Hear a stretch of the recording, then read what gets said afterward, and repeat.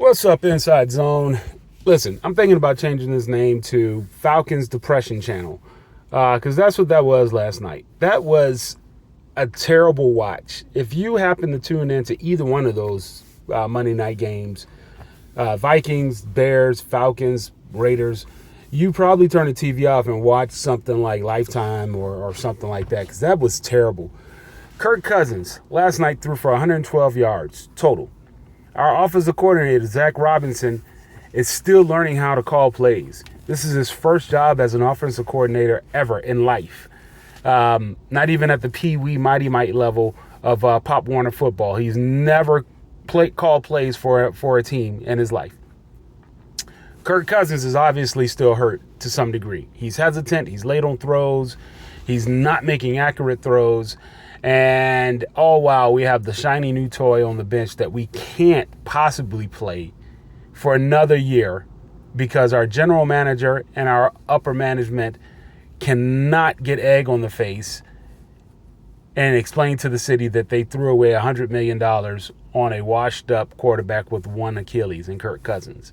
So in order to save face, they're forcing it, praying that this guy can turn it around, all while calling plays that aren't to his benefit, all while getting out-coached repeatedly, all while our head coach continues to do this used car salesman pitch, trying to sell us poop and explaining to us that it's really filet, right?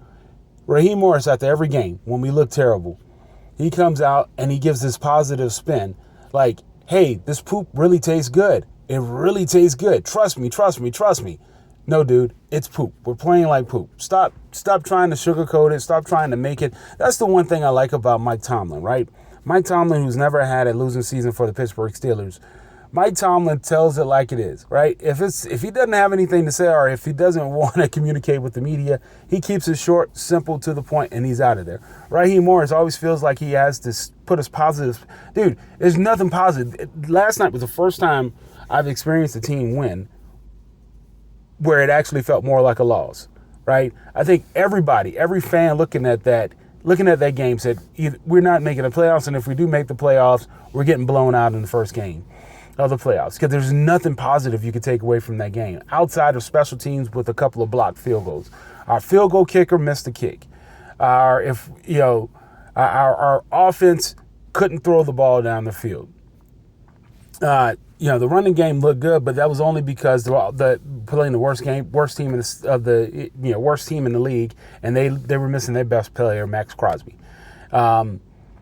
So if you want to take anything positive away from it, Bijan looked good, Algier looked good, Drake London always does his thing. I think within reason, our defense played well. Our defense kept the team under 10 points. Right? Anytime you keep a team under 10 points, you expect the offense to be able to pull you over the finish line with some production, not just 112 yards passing. So look, where do we go from here? We can't bench Kirk Cousins. Why? Because we spent $100 million guaranteed on this guy. The head guys with the Falcons organization, from the general manager on up, have to save face or they need to be fired, right? They've dropped a $100 million investment. And we can't bench them before the season ends. We can't bench them next year because that's going to show that we've wasted money. So we're sitting Michael Penix on the bench while the world watches us struggle because our leadership decided to make some moves that have locked us in for a few years, right? So I think management needs to be fired. I'll be honest with you. I think the offensive coordinator needs to be fired. I'll be honest with you. I think Kyle Pitts needs to be traded. He needs to go somewhere else. I don't know how we're going to get value now because the guy looks like he doesn't like football.